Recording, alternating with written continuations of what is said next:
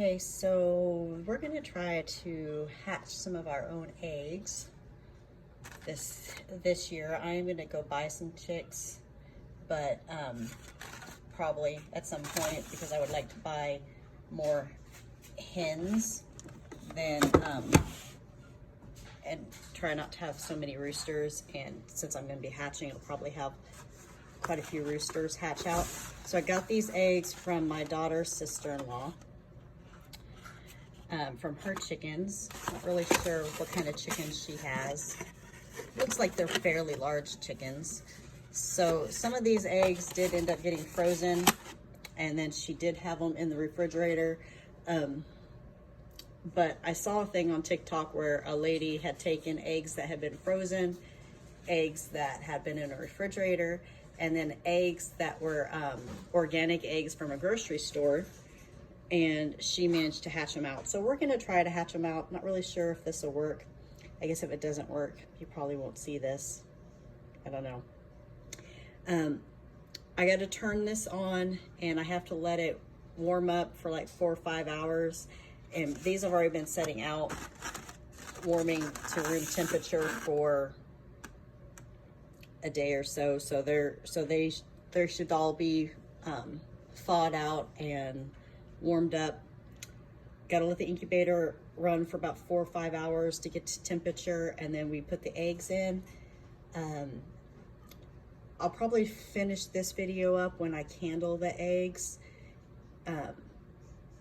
I'll probably candle them a few times and see if that's, that way we'll know whether or not we have babies. This has a built-in candle thing up here, so you can candle the eggs without having to disturb them too much. So we'll see how this goes.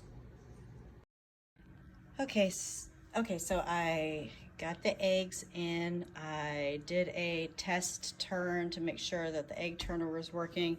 The temperatures and the humidity's down since I opened the top up, but now we won't be messing with it anymore. I'll come back, I think, in like a week, and we'll candle the eggs and see if anybody is progressing. It should take 21 days. This thing has a cool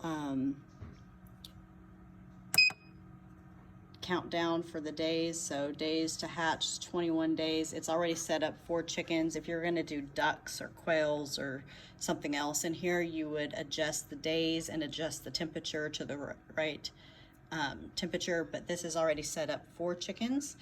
So all I have to do is make sure that I keep water in here, and it'll do the rest. 3 days before hatch, gotta open this up part of the way. 3 days before hatch, I add water to the B side. I have to look at the instructions again.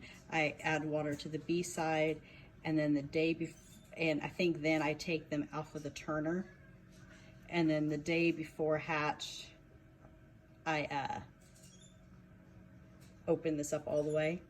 So we'll see. I'll update when I'm candling, and we'll see if there's any of these are progressing. There was 2 eggs left, so I'm just going to add those to my eggs that I cook, and we'll see what happens. So I thought I would do an update on Pepper, on like how when she got attacked by whatever and had the injury to her face. She's doing really, really well. It looks really, really bad, but a lot of the swelling is completely gone down, other than the fact that she's got a little bit of swelling up underneath her eye. It's gross. Up there you can see she still has a little swelling under her eye, but a lot of the other swelling has went down. She is eating without any problems and doing really well. She does still have some infection in it, of course. That's probably just going to take some time. She may lose her eye, or at least lose the sight in her eye, but she's not losing any weight. She's eating. You can see she's eating, and she's been really active with the rest of the girls, going out into the pasture and doing all the things. All that snow melted, and then we've had rain. It's actually kind of rainy today, so it's pretty muddy and nasty down here. They're looking pretty rough, but it does look pretty gross. But you can tell she is eating. She is still on antibiotics, just to treat that infection and to try to help. I can see she's opening her eye, so it's not swollen shut anymore. I can't tell. Look at Bambi, how pretty she is.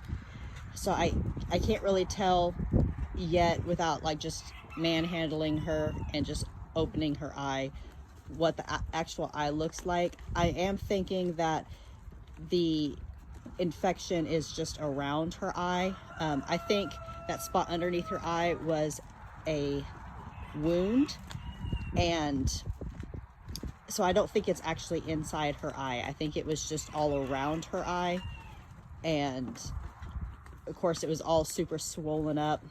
And the cut that she had on her nose, you can see her nose on that side, you can see she had a really deep cut right there, and that's all healed up now. So it wasn't a super serious cut. And but yeah, she's doing really good. She's still doing everything she's supposed to be doing and still eating, and she looks really good. So for as bad as that injury looked when I found her, she looks really, really good. It's been, well, when I did the last video, that was about a week ago. So it's been almost 3 weeks maybe since I found her with this injury. Look at, there's Cusco. So she is doing pretty good. I don't know if I said in the last video or not, but I did find an aborted fetus. All these girls were exposed to Spark back in October for a month. So it could very well have been any of them that spontaneously aborted a baby, but I'm gonna just guess because of the trauma, it was Pepper that aborted the baby. It was very small, like just a little bit bigger than my hand. So, I mean, it wouldn't have been due until this fall, because they carry their babies for a year. So it was very small, and it's most likely the trauma of the attack stressed her out to the point that it just caused her to abort the baby.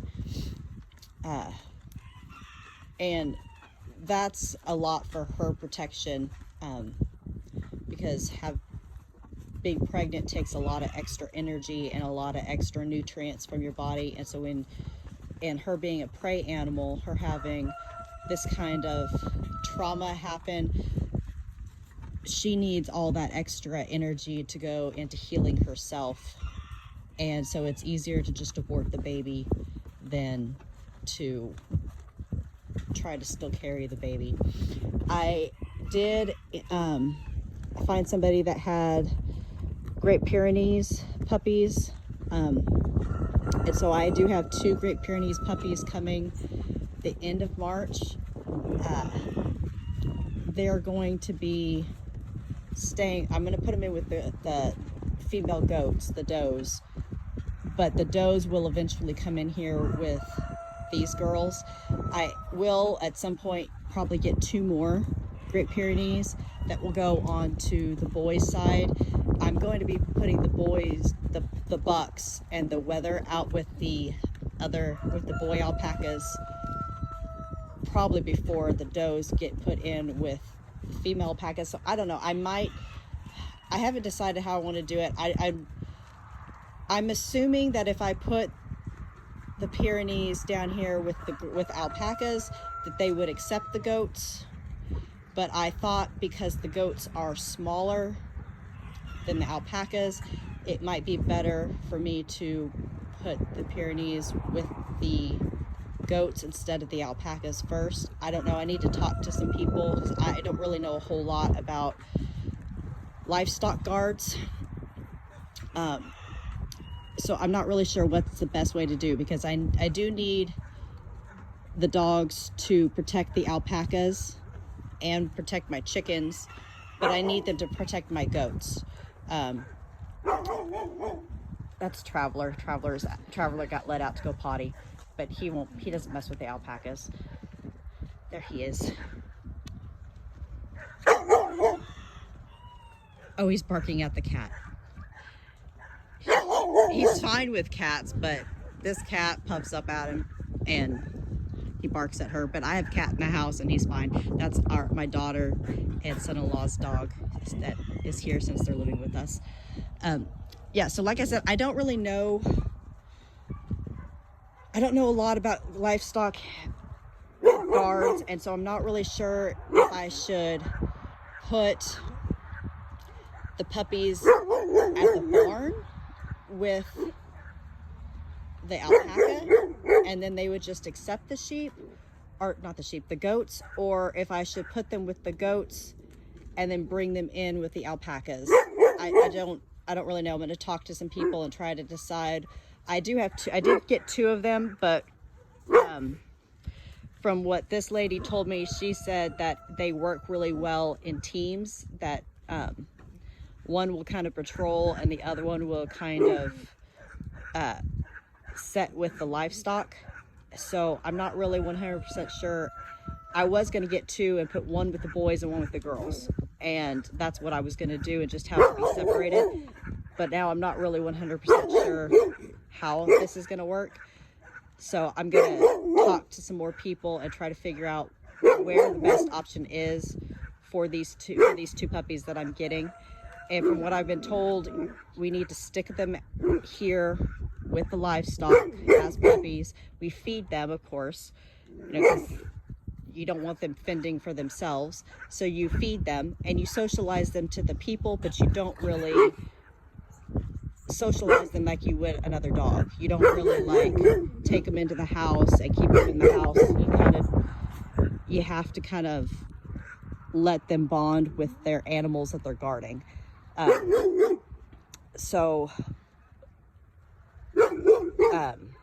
Because that's their job, is to guard the animals and to stay with the animals.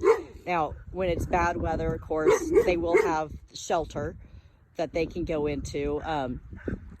On the boys' side, of course, they could get into the barn. If they're with the goats, even if they're with the bucks right now, or if they're with the does right now, either way, they'll have shelter they can go into that's warm, and will keep them warm. So they will have shelter to keep them protected from the elements, of course. But their job is to protect the livestock from other animals, and that's another reason why you have 2 of them, is so they can help each other protect, and especially right now since they'll be puppies. And I was told to get puppies because if I get an older dog that somebody's trying to get rid of, that could be because there's a problem with the dog, like that dog's killing chickens, or that dog is doing something that it's not supposed to do. And so I'm going to talk to some more people about exactly how I need to work with these puppies when they get there, when they get here. But anyway, so I do have those coming, since my llama, Cusco over there, does nothing to protect the girls. So I'm gonna try to talk to some more people about that. I just knew that when I got the goats, I had to have something to protect the goats. The llamas, we've had a lot of problems with coyotes, and it's breeding season for coyotes right now, so they're highly aggressive. And so I don't really know if Pepper just got, what happened with Pepper. She just got caught off guard or what, but for the most part, they've been here for 2 years, and we haven't had any issues except for the one baby who just disappeared. And he was a baby, and he didn't have an actual mother. since his mother had passed away. So, Traveler, get back. Traveler. So I don't really know. The alpacas are concerned about Traveler. So I'm going to go take care of Traveler so he doesn't come in here and freak out the alpacas. He doesn't care about the alpacas, but I don't want him to freak them out. So I'm going to go take care of Traveler real quick. All right. So I got Traveler fixed. He just likes to bark at this other cat. He doesn't really know this other cat, and he likes to bark at him. But this is what he does when he comes down here around the alpacas. He doesn't really care. He's pretty laid back with the alpacas, and doesn't really mess with them too much. He doesn't bark at them or chase them or we don't have any problems with him with the alpacas. So, but yeah, like I don't really know 100% about livestock guards, so I've got to talk to some more people about what I'm supposed to do with these puppies and where the best option would be. You know, if I put the puppies with the goats, because they're the ones that actually need way more protection. If once the goats are brought in here with the girls, if the dogs will just take to the girls, or will I need to do something different with the girls? Maybe bring the dogs and let the dogs kind of meet both. I don't really know. Maybe I don't really know what I need to do. So I've got to talk to some people about it. But anyway, we did get that, and probably towards the end of the year or fall, I will probably be looking for 2 more puppies to go to the other side. So we would have 4 altogether, 2 to protect the ladies and the does, and 2 to protect the bucks and the boys. So that's the plan. Look at Cusco, he's so pretty. Alpacas and the llamas will be getting sheared probably towards the end of April, first part of May. I haven't talked to our shearer yet, but that will be happening, you know, as it starts warming up. Last year with COVID, it didn't really slow him down too much. Slowed him down a little bit, but not too much. So we will be getting in contact with him. We don't usually start getting in contact with him until end of February, first part of March, and then he starts planning out his schedule and figuring out when he's going to be coming to shear. So that's going to be happening, and I am going to go up and see about candling those eggs. It's been, when did I put those eggs on? I think I put those eggs on Monday or Tuesday. I don't really remember when I put those on. But it's been long enough now that we're going to go candle them and see if we see anything popping up in them. And then we'll see how those are doing. Okay, we're gonna see. It's not super dark in here.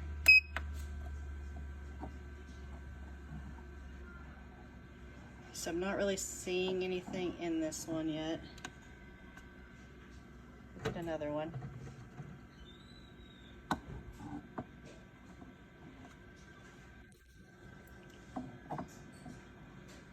You can see the shadow in there, but we're not seeing any veins. But I could, it's still kind of early.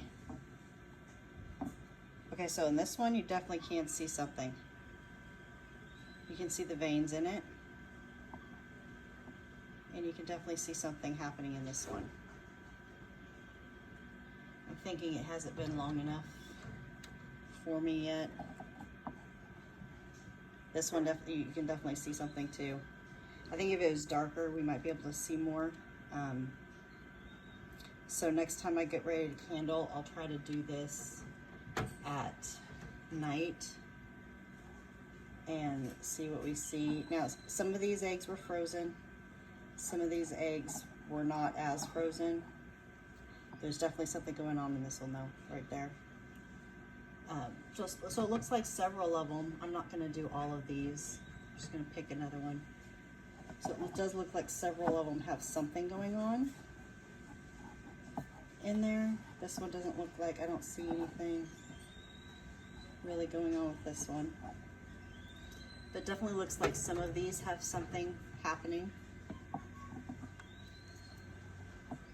So we do have something happening with some of these. I can see a spot in this one. So next time we will try to do this in the dark, in a darker room. It is daylight, and this room's not super dark. This one I'm not seeing anything yet, but I mean, several of these eggs were completely frozen. So it does look like we've got something. I can see something at veins, and you can see something right there. So we do have something happening in multiple eggs. So that's good. Multiple eggs do have something happening with them. I'm gonna put this lid back on now, and we'll check them out again next week and see if we got anything else.